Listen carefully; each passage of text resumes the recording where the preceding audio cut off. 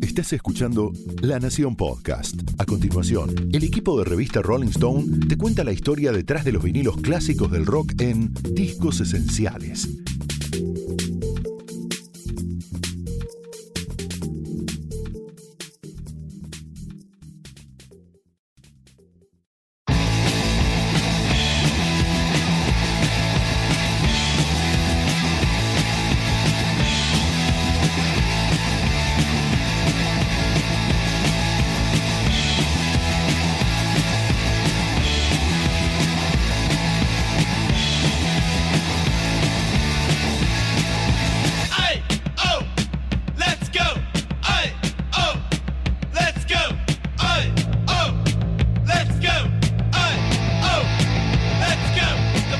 ¿Qué es un disco clásico?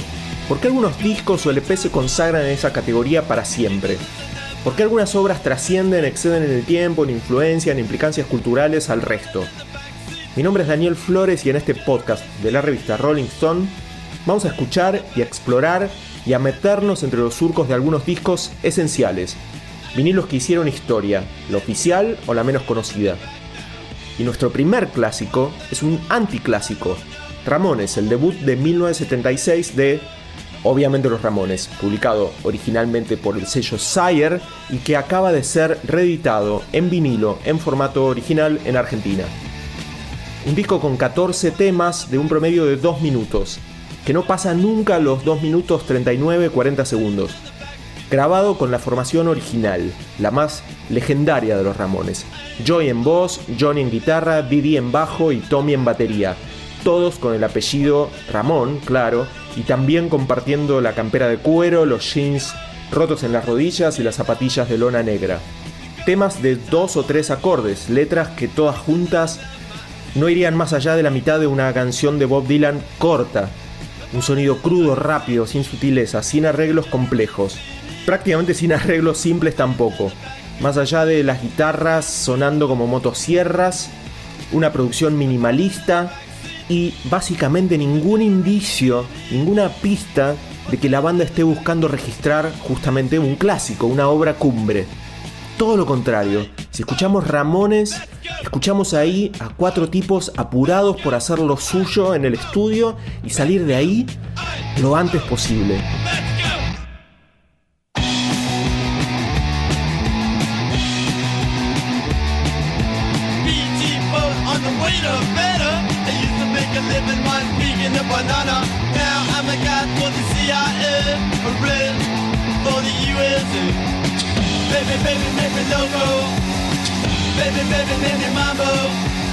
Pero hay algo en esas 14 canciones de Ramones que sí hizo de ese disco un clásico total, y eso es la actitud. Ramones, con toda su insolencia, su apuro, su indiferencia por las reglas, sentó las bases, otras reglas, del estilo propio ramonero que la banda sostendría por 2 décadas más, y también sería una influencia fundamental para incontables bandas de punk rock y de puro rock and roll sin etiquetas alrededor del mundo. Se contó 1000 veces el Big Bang del punk. Bandas en la segunda mitad de los años 70 que reaccionaban con su rock garagero, brutalista, tanto en contra del rock más sofisticado, progresivo, sinfónico, como del mainstream y sus reglas de mercado y sus filtros de calidad. En Inglaterra, 1977 fue el año del ataque de los primeros discos de Sex Pistols, The Clash, Damned, Buzzcocks y otras bandas. Pero los Ramones, de este lado del Atlántico, aunque bastante más al norte, en Queens, Nueva York, ya se habían formado en el 74 y venían tocando desde entonces casi exactamente la misma lista, y lo que es más loco, en el mismo orden, que grabarían en el disco debut. Tocaban en clubes de música legendarios como el CBGB, donde compartían escenario con Television, Blondie y otros nombres fundamentales de la New Wave y el proto-punk norteamericanos. Phil Chalar, voz de los históricos Violadores y actualmente de Pilsen, es uno de los músicos argentinos más cercanos al legado de los Ramones y es además un fan total de este disco.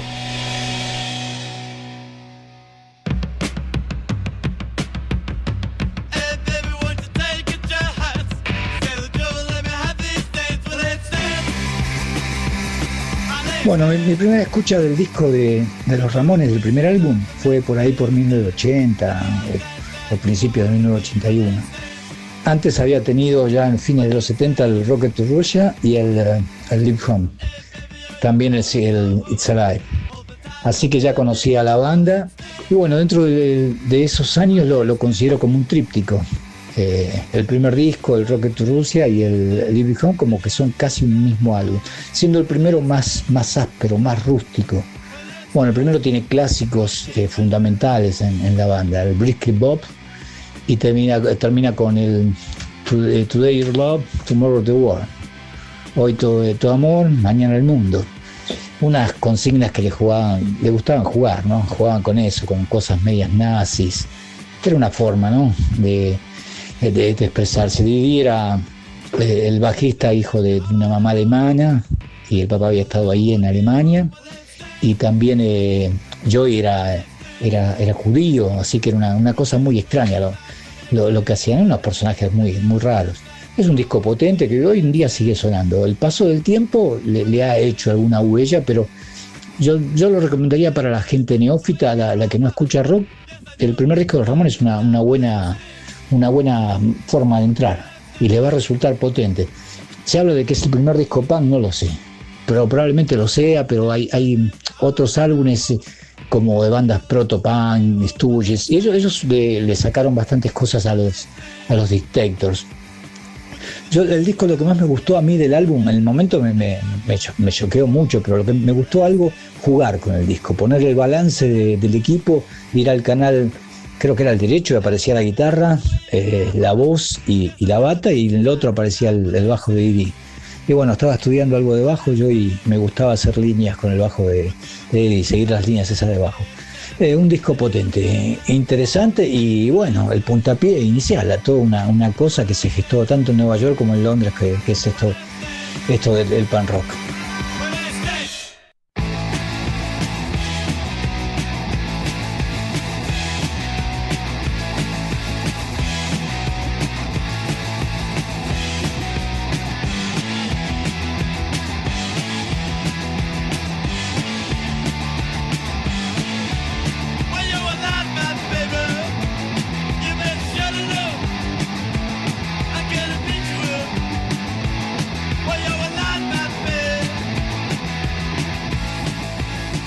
Con un primer demo grabado un poco rudimentariamente, los Ramones se las arreglaron para llamar la atención del presidente de Sire Records, Seymour Stein, a quien le gustó la banda y les dio la oportunidad de grabar su primer long play.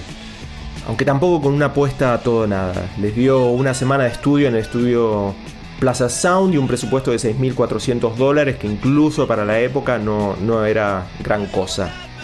Así todo, en 4 días grabaron las bases, en 3 días más metieron las voces y facturaron un clásico a prueba del tiempo, que arranca nada menos que con el himno oficial de la Internacional Ramonerista hasta el día de hoy, Blitzkrieg Bop, tema que además fue el primer single del disco y salió en febrero del 76 con Havana Fair en el lado B, una de las canciones más lindas, aunque no de las necesariamente más populares de los Ramones. Blitzkrieg fue escrita por Tommy y por Didi, el baterista y el bajista, y es una arenga en línea de grupos ultra pop que a los Ramones les encantaban en ese momento, pero que uno podría pensar que a los fans de los Ramones no les causaría ninguna gracia, tipo los Bay City Rollers. Y la palabra Blitzkrieg es un término alemán que describe una guerra, un ataque relámpago, y hay que decirlo, no es la única referencia a militaria germánica de la Segunda Guerra Mundial en el disco ni en el repertorio de los Ramones. Eso sí, la canción se volvió un himno ramonero infaltable en cada uno de sus shows de toda su historia.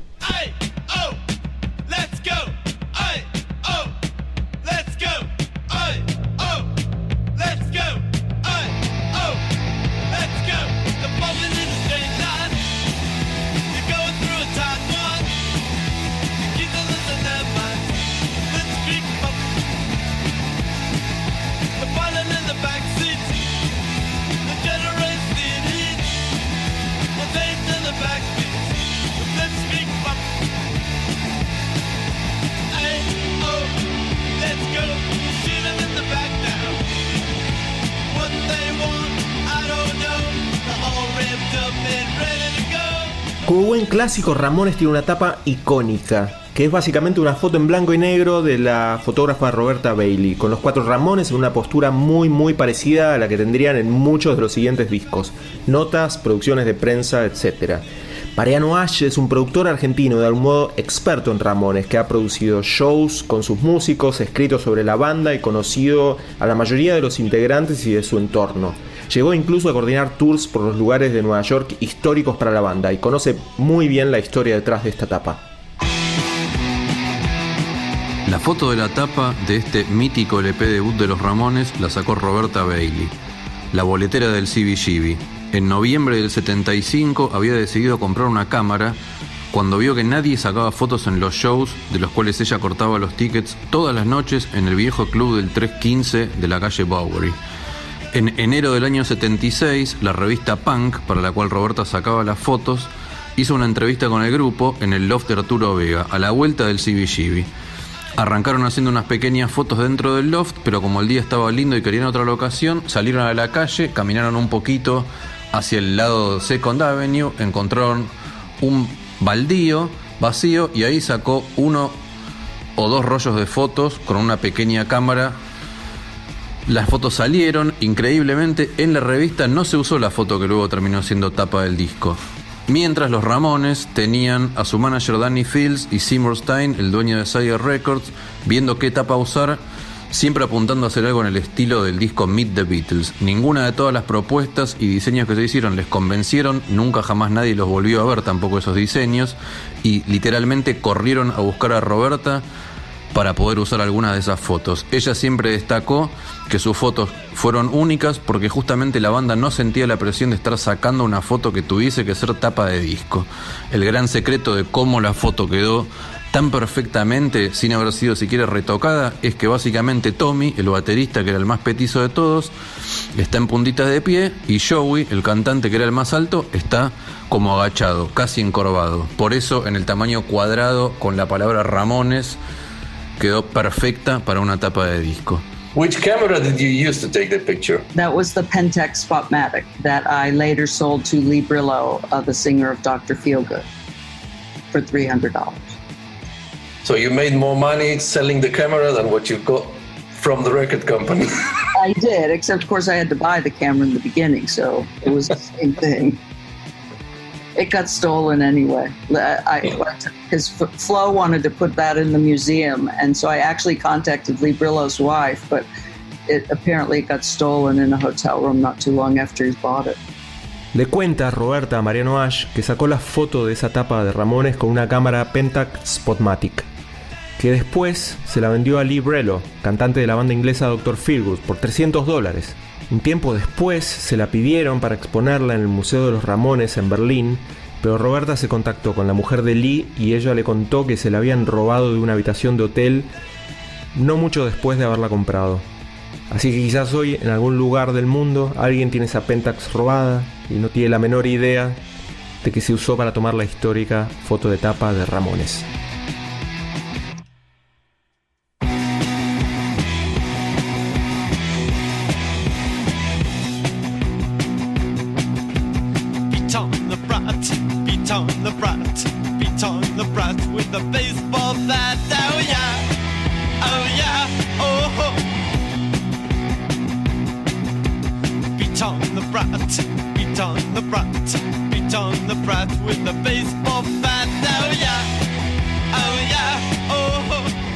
Esta canción es Beat on the Brat, una de las letras más curiosas de un disco con letras cortísimas que pueden ser extremadamente ingenuas o muy oscuras y crípticas. Lo especial de Beat on the Brat es que tiene un poco de las dos. La escribió Joey, el cantante, y habla de lo que dice el título: pegarle al nene, o mocoso o pendejo, que se está portando mal. Cuenta la leyenda, o más bien lo contó Joey en más de una entrevista, que la letra surgió de una experiencia personal, de estar cerca de una mamá con un nene que se portaba mal, como nos puede haber pasado a muchos tantas veces. Solo que a él le dieron ganas de decirle que le pegara con un bate de béisbol en la cabeza. Otra canción con una historia rara detrás de escena es 53 y 3, una composición de Didi Ramón, y Diego Mancusi, que es periodista y escribió las notas que acompañan la nueva reedición argentina de este disco, que este mes presentan Rolling Stone y La Nación, conoce muy bien la historia de 53 and 3. los alrededores del CBGB, el boliche donde sabemos nació el punk neoyorquino, no eran precisamente zona turística en los 70.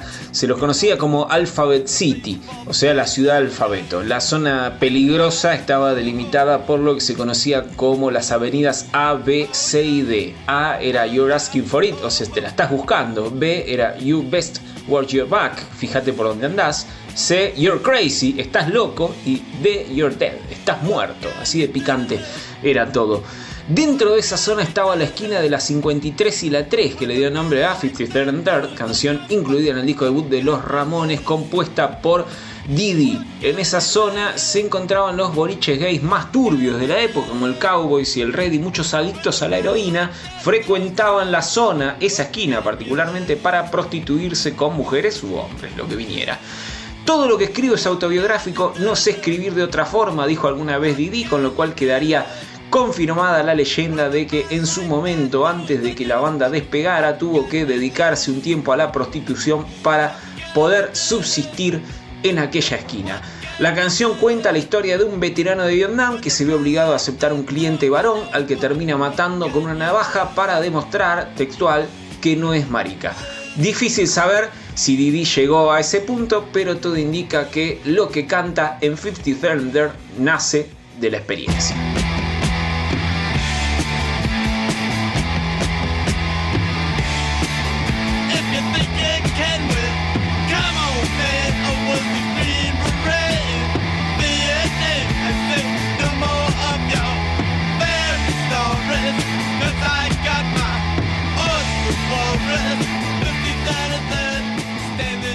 Hay más temas y más tópicos en este disco. Chainsaw, que hace referencia al cine de terror y la masacre de Texas, que tanto le gustaban a los Ramones. Now I Wanna Sniff Some Glue, que le pone música al hábito de inhalar pegamento, que tampoco era extraño a los Ramones. Judy is a Punk, una de las primeras canciones que menciona la palabra punk en la letra y en el título. Está Let's Dance también, el único cover del disco, originalmente una canción del cantante Chris Montes, y varias de amor o de cosas parecidas, como Listen to My Heart, Today Your Love, Tomorrow the World, y sobre todo I Wanna Be Your Boyfriend, el tema favorito de Jessica Anabel, ex bajista de la banda de Rosario Blefari y de Mamushkas, y actualmente solista y también integrante de grupos como Elefante de Piedra.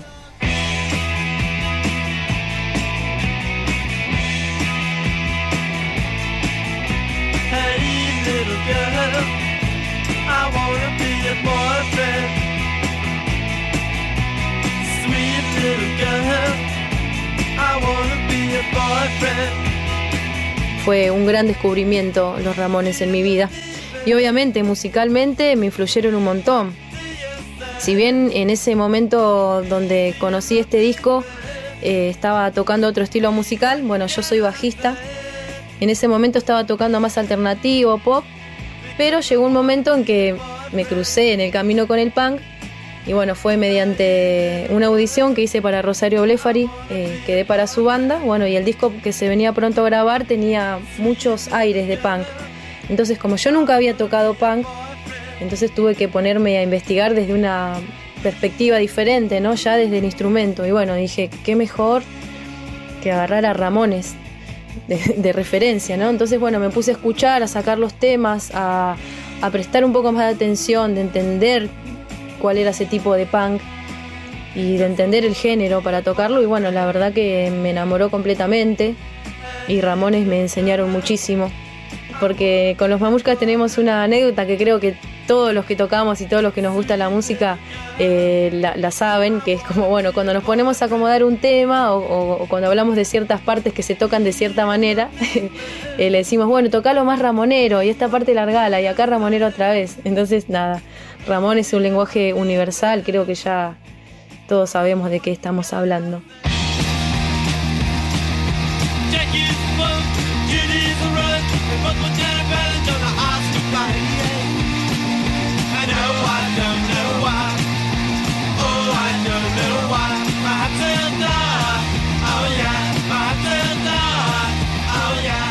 Ramones se publicó sin gran pena ni mucho menos gloria en 1976, pero claro que tuvo un efecto determinante en la gestación del punk.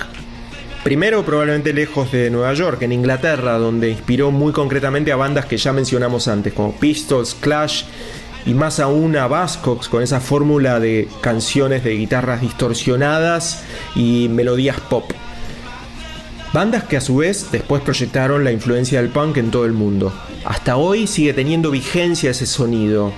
Es más, quizás ese sonido de guitarra, bajo, batería y canciones de 2 minutos tenga más vigencia hoy incluso que en los 80 y parte de los 90. Los Ramones tocaron su último concierto en el 96, después de 2 décadas de canciones cortas, 14 discos en estudio, cambios de integrantes, sobre todo de bateristas, dramas y enfrentamientos internos, particularmente entre Joy y Johnny. Gran parte de su carrera apenas se dirigieron la palabra. Y sí, Ramones se convirtió en un disco fundacional, inevitable y clásico. Otra vez el periodista Diego Mancusi y su visión de por qué Ramones es un disco esencial. Hasta el próximo episodio de este podcast. El primer disco de los Ramones fue importantísimo para una generación que veía que el rock se le alejaba cada vez más. Los shows se hacían cada vez más grandes, la música se volvía cada vez más complicada y lo que hace unos años era diversión adolescente y frescura y hormonas y una excusa para pasarla bien se estaba volviendo algo pretencioso y distante y profesional, para lo que necesitabas tocar bien y ser una especie de superhombre, una estrella, más que un pibe con ganas de hacer ruido. Lo que hacen los Ramones en su primer disco es recuperar el espíritu del primer rock and roll, el de Elvis, el de Chuck Berry, el de Little Richard, el de los Beach Boys, y agregarle una actitud, si se quiere, marginal. Y así lo que lograron fue que muchos jóvenes de aquella época se identificaran y pensaran: yo también puedo hacer esto, no tengo que ser Eric Clapton o Robert Fripp para tocar rock. Simplificaron el rock, lo acercaron de vuelta a los jóvenes, lo democratizaron y lo hicieron terriblemente divertido. De ahí que todavía los queramos tanto.